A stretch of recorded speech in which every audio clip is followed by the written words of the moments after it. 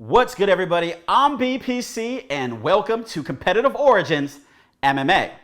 Well, the UFC heavyweight champion of the world, Stipe Miocic, who many agree is the greatest of all time when it comes to the heavyweight division, is once again set to defend his title against the Predator, Fancis Ngannou.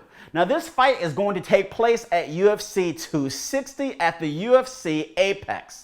Now, the first time these two individuals stepped foot in the octagon against one another, it was at UFC 220. And Fancis Ngannou came out swinging, and Stipe did a lot of moving. And I was really surprised how many times Fancis whiffed. He was missing a lot of shots, and basically by putting all his power into these shots, he was tiring himself out. Now, Stipe didn't run around the whole fight. He did engage. He traded back and forth with Fancis, and he absorbed some hits, but he also delivered a lot more than he took in. Now, he followed it up by going for the takedown. He did a lot of grappling, and Stipe continued on with this game plan throughout the entire fight.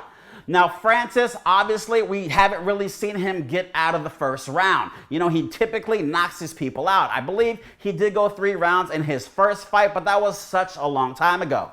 Now, what did Stipe do? He got him down to the ground, he held him down to the ground, and he just kept punching him and wearing down on him and punching him. And basically, like I said, Fancis was like a walking zombie after every single round, before and after the rounds would start. He just looked like he was completely dead. But like I said, or I didn't even say it yet, but he had heart. He came out and he tried his best each time, but his wrestling was just no match for Stipe Miocic. Well, following that fight, because Stipe did get the unanimous decision victory, Fancis went on to face off against the Black Beast, Derrick Lewis. And he was very cautious heading into that fight. And that's obvious. The Black Beast does have severe knockout power. But being so cautious ended up getting him the L, and which a lot of people call was the worst heavyweight fight of all time.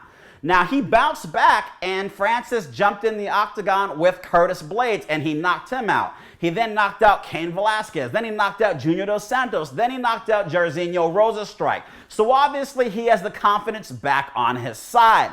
Now, he actually talked about that he's been working on his wrestling ever since his encounter with Stipe Miocic, because he obviously knows if he wants to win the belt, that's what he's going to have to be good at. Now, he also worked on watching Competitive Origins MMA. He actually subscribed to the channel. He clicked the notification bell, and you guys at home should do the same. And don't forget to ground and pound the like button on this video.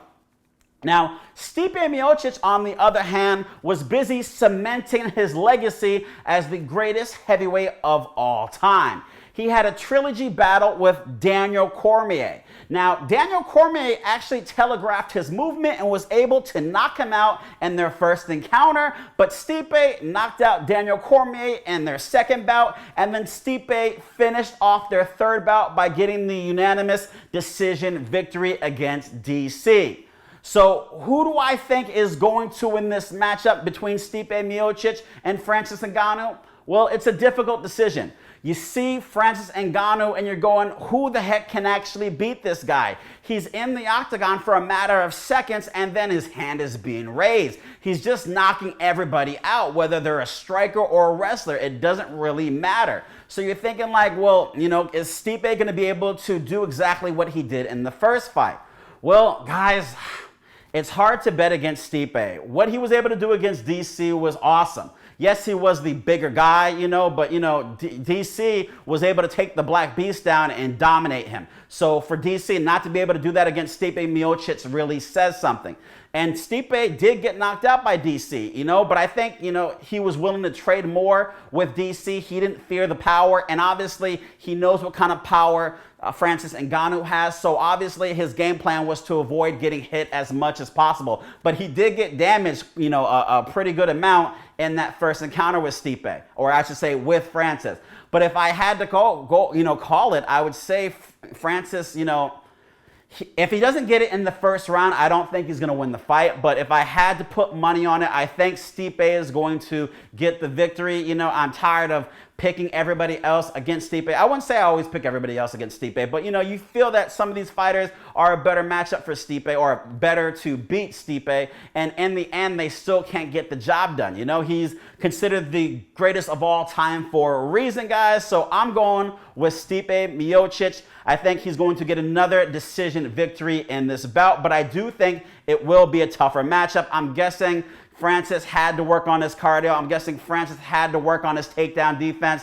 These are just all my suggestions, or my thoughts in my head that are going on. I can't just see him going out and trying to do exactly what he did last time. Go to the comment section below and let me know who you guys think is going to get the victory. I always love hearing what you guys think, and I'll be sure to comment on you guys back. Go to competitiveorigins.com, type in promo code MMA108 so you can get this Competitive Origins no matter what t-shirt. Thank you for tuning in today, guys. I'm BPC, and remember, you've been competing since conception, whether you're competing against yourself or others. Competitive Origins.